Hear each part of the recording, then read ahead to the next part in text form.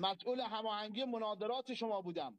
اگر خاطرتون باشه اسم شما یک مناظره را خواستی. علا کل حال من نیومدم اینجا که با شما جر و بحث بکنم. مسئولش نبودی جانم. مسئول هماهنگی مناظرات حضرت علی. چند تا مناظره شما هماهنگی کردی؟ جانم؟ شما چند تا مناظره هماهنگی کردی؟ خودتون ما کسی رو هماهنگی نکردم. همین گروهی که با هم داشتیم استاد.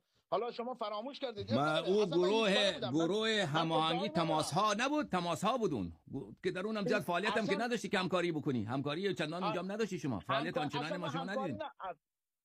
الحمدلله اصلا همکاری هم فکر کنید نکردم من. بله من اصلا همکاری هم نکردم. نه خب یعنی شما حضرت علی که اینجا منت میگذاری که من با شما دیگر همکاری نمی‌کنم. به تو پول نمیده.